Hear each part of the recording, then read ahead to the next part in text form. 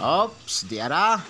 Magluto na punta ning kabibi Herspod nga nakuha gikan sa Ilog River. Kini mga kabibi di ay nga itong nakuha. Kini nga kabibi ay makukuha lang ito sa ilog. Wow! Baka magkukuha kayo, baka pupunta ka dun sa sapa, ay wala po ito sa sapa. Sa ilog lang po ito matatagpuan, itong mga ganitong kabibi.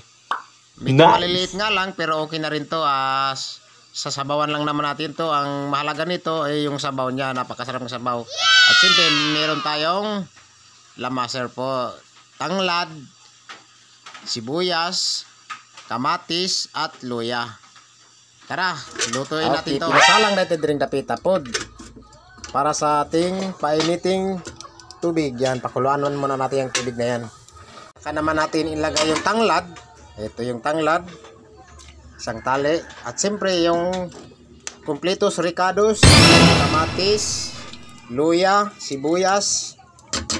Yan.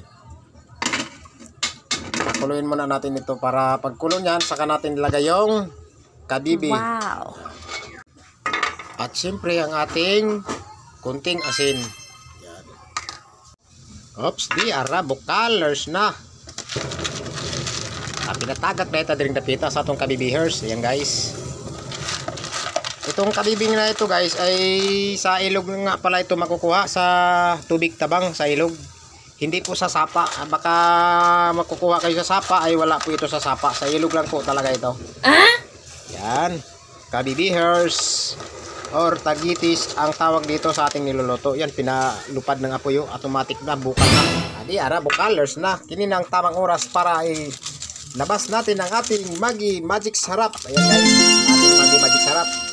Lagyan natin para makrema at malasa, masusustansya. Yummy!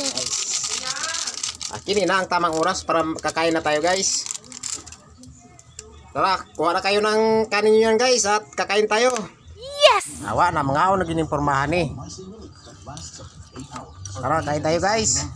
Meron tayong gabi, yung dahon ng gabi. Laing kong tawagin, ito yung gabi. Napakasarap nito guys. Matipid na ulamin, magasto sa kanin ito.